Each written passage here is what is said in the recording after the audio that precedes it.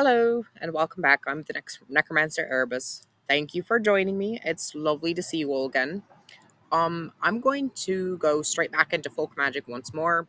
I didn't move or go anywhere. I just started another recording right out of the gate. Um, this time we're going to focus more a lot about local Indigenous resources.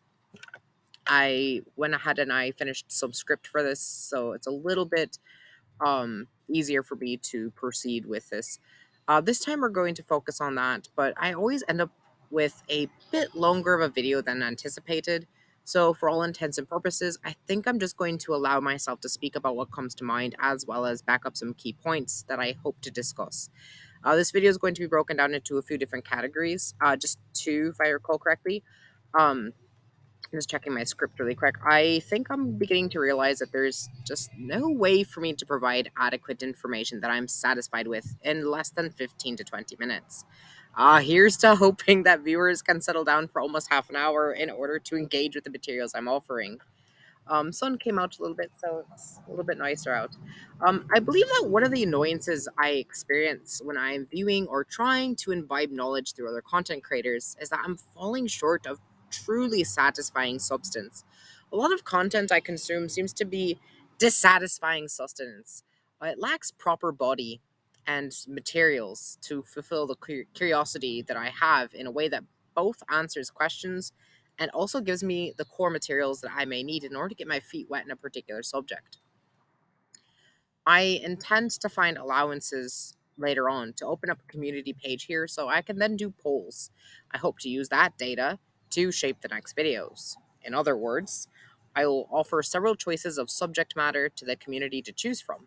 Whichever gets the most votes is what I'll then provide elaboration on, which was the whole point to me beginning a YouTube anyway. It's kind of a little egotistical for me to say that I believe I have knowledge and information to provide others simply because I don't subscribe to this idea that um I I'm I'm more or less knowledgeable than other people. I don't really subscribe to that concept that I have more to offer than others, but I do believe that I am forever a student. No matter what anyone thinks, I believe that this applies to everybody. No one is exempt from this concept, in my opinion. No one should ever live their life and go, yep, I've done it. What have I done? All of it. Every last thing. It's all done. Because that's not really realistic or possible. But I do have unique practices as well as the capacity to gather information. I have some degrees of expertise in certain fields and subjects, as well as I engage with others with varying skills and knowledge, whom I am blessedly able to call colleagues. In my opinion, the other individuals with whom I engage with are far more talented than I am, and my admiration for them far outweighs and is far more vast than my admiration for myself. I don't think that I'm as talented as some of the other people that I really engage with. This is where my earnest interest in using this platform more of as a tool comes from. I'm hoping that this channel can be used to bridge gaps between myself and others in varying communities and systems of occult and magical practices. So, without further ado, we're going to commit to further depth in folk practices, but this time we're going to focus more on Indigenous resources. The two sections that I have laid out are local resources, also known as your Indigenous resources, so that is what is around you. And then the second section that I have prepared for you guys is how do you cultivate relationships with the spirits that are around you and these forces that I'm going to discuss in this first section. So perhaps that's a poor term, Indigenous resources, but it's the best way that I can describe what I'm talking about. So we're going to go ahead and we're going to start at the very root and core of your living, your home. Your home has a spirit. It's its own being and entity. Your relationship to it matters, and how you treat it impacts the energies within its spiritual body, which you reside in. You can look at it like you're a parasite, or if you treat it properly, you have a symbiotic relationship. That's up to you. Your house is also not just its own spirit, which has its own spiritual body, which you are residing in, but that spiritual body resides also on land. This land that you're on has its own unique spirit as well, which means it also has its own personality. There are other things that impact how this spirit behaves, as well as how the energies around you are influenced. This is going to be. Sorry, one of my dogs is out here, and she's really invested in this squirrel. Like, she's very invested in it. Pine, leave it alone.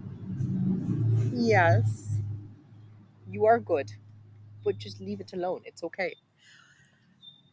This is going to be anything from how the trees are, the cliffs, or the minerals and other materials that might be considered a little bit more associated with earth, as well as water. Bodies of water also influence the spirit of the earth that you're on right now. So how aquatic is it? What sort of herbs are growing here? There is an ecology to not just the spirit of the land, but it is a relationship that then bleeds further into all the other things that are on it. So you will find that the spirit of the land may be very aquatic, or it may be very dry, or it could be very airy, depending on where it is and what it sees and faces. These impact it far more than I think people realize. If there is a lot of dry, arid land, you might see a lot more elements of fire or of air involved with the energies of the land. You might see a lot more water if you're on an island or near lots of rivers and lakes. You might find it's a little bit more earthy if you are in deeply, heavily wooded areas that are close to things such as mountains, which are very old, and there is a very deep energy to land is going to have a different energy depending on its topography.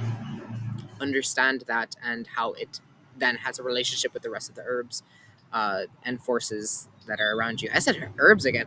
It's only because my significant other says herbs and I say herbs, because we obviously have two different ethnicities, and so I'm around other people who always say herbs and not herbs, and it bothers me at the same time.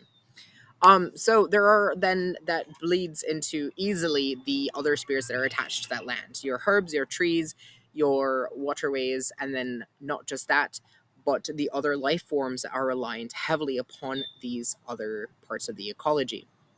That's going to be your birds and your wildlife. So you have your earth and your land, and that affects and impacts your flora.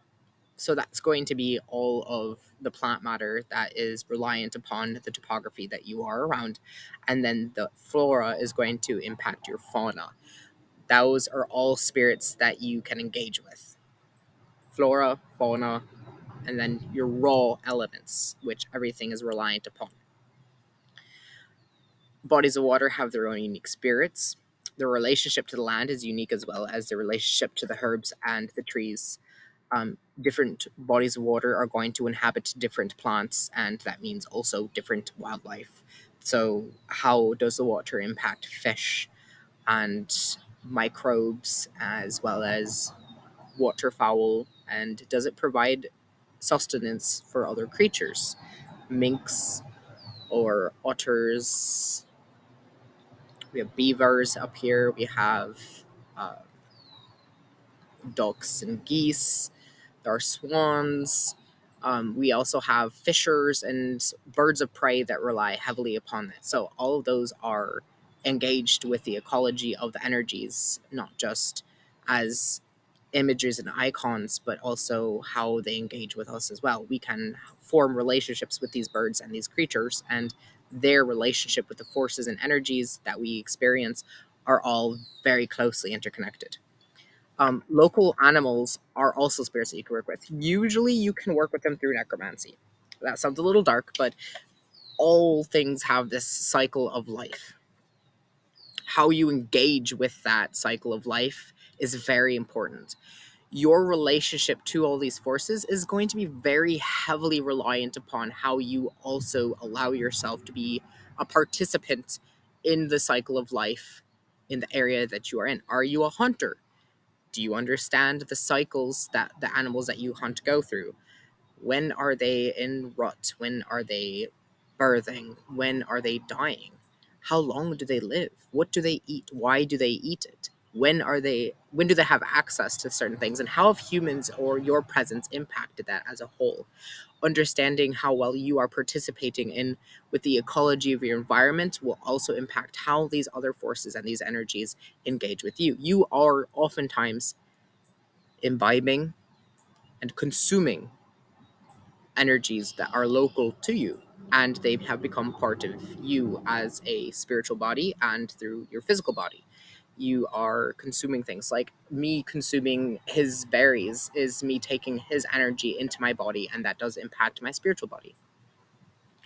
And when I fish in the river that's literally just right across the way from my home, when I take those fish home and I gut them, I'm taking in the energies from that body of water, and I am imbibing them and making them part of me. Understanding that you are intricately meshed with your environment is very, very important, because it helps you understand how to develop these relationships a little bit closer, because you are still taking in some regard. You have made your presence a part of everything, even if you may not want to acknowledge it in that regard. Even if you're vegetarian or vegan, if you choose to support local individuals, whether those are farmsteaders or going to your local markets, and if you support your local Amish, if you have that in your area, that's very important as well. What Indigenous resources are being utilized? Are you obtaining local jams and jellies? Are you engaging with the plants that are around you, such as catnip or basil and mint and other things that are available to you? Where have you gotten these things from? Where does your salad come from?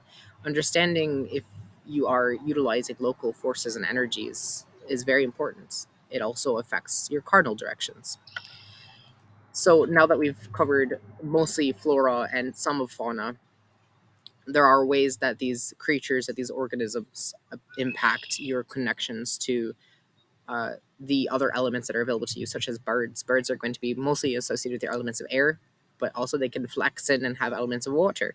So, what sort of ducks are nearby? Or are there geese? Are there farms that breed and produce duck and geese eggs? How are you incorporating that into your work? Cascarilla powder, when made with duck eggs, does not just have a core element of earth, but it has also elemental attributes of water. So cascarilla powder with duck eggs and geese eggs is going to be different than cascarilla powder that has been made just purely with chicken eggs.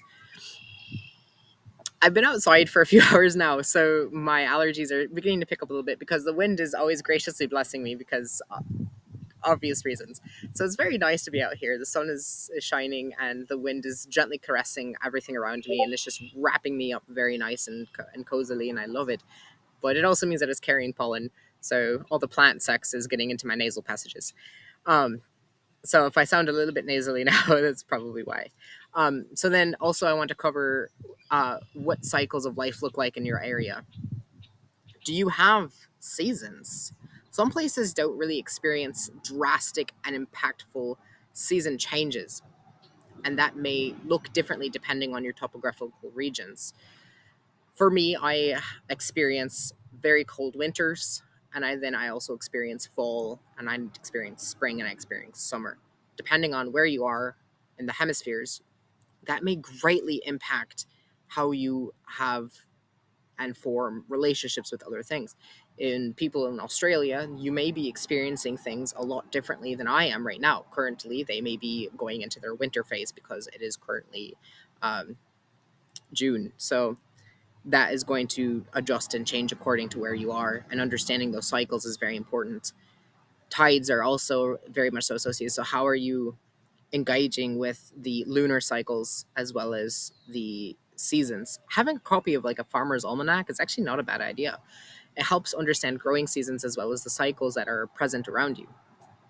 It's a good primer for you if you are looking to begin understanding those sorts of subjects and those interests.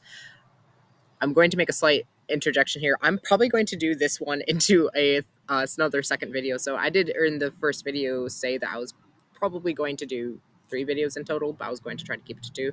We're already at about 15 minutes, so I'm going to try to wrap up some of these other important nuances. So Now that we've not only covered your core elements, so your inorganic materials and how the raw elements are involved around you, and how then those raw elements impact your flora, those flora then impact your fauna, and all of that is a very close and intricate circle of life almost. What do the seasons look like to you?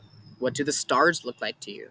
Are you keeping track of the celestial bodies around you and above you, well, or below you? Because technically speaking, when you look up at the night sky, you are actually just gazing down into the abyss with nothing but gravity holding you there.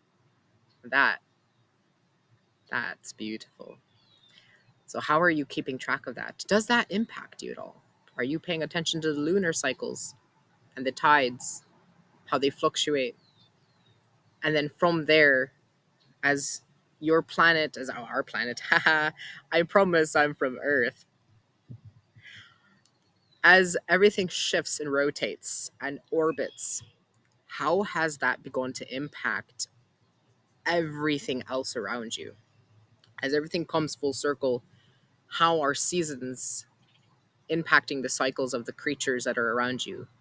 That all together is going to greatly affect how and when you make relationships with certain spirits.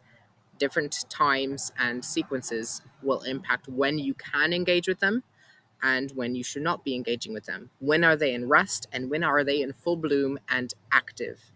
These are going to have different nuances. So, understanding your environment from an ecological standpoint and from almost a biologist standpoint is going to heavily impact your ability and what you would like to do, when you'd like to do it, as well as when is it best for you to harvest or plant.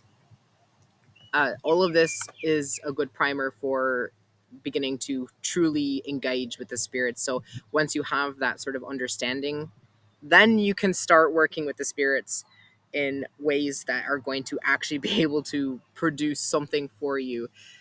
Knowing how they live their lives and when they live their lives and through what cycles that they live is going to be making all of your tasks a lot easier. That way, you're not interrupting important parts of their life cycles. You can tell that I live in a very rural area because that very loud vehicle that just went by was not like a semi truck, or it was a tractor. It was a tractor hauling some harvesting equipment in front of my house because that's where I live. I just live in such a rural area. So that's going to go ahead and wrap up what I wanted to cover for this particular video because we're already getting quite long. So the next one is going to be how you actually nitty gritty get really down into there and begin communicating with these things now that you understand them and what impacts them as spirits and what involves them and you together into this ecosystem that you're living in. Because you are always living in an ecosystem. You have your own ecosystem. There's an ecosystem all over my body right now. It's on my computer and my phone because I touch them a lot. You have your own ecosystem within and on you at all times. So, something to keep in mind. So when you are engaging with these things, always bear those things in mind. And now we're going to go ahead and shut this one. We're going to close this one. We're all set. So I am now primed with the knowledge and informations that I should already have now. I should know these things. I should have at least the knowledge that as I begin to engage with these plants and these creatures and these spirits, that I can start with that information if I would like to begin working relationships with them. So even if you don't become an expert on everything in your area all at once, know that that is where you should start. So when I engaged with a particular tree recently, I said hello, introduced myself, got to know it, and then went home and I did research about that particular species and what it can offer me and what its properties are. And now I'm going to go back to it later on, and I'm going to be like, all right, so begin that relationship work in progress, which is going to be in the next video. So it'll be your third video priming you on the beginnings and the nuances of actually beginning to work with the loci in your area, which is just the start of really getting into folk magic.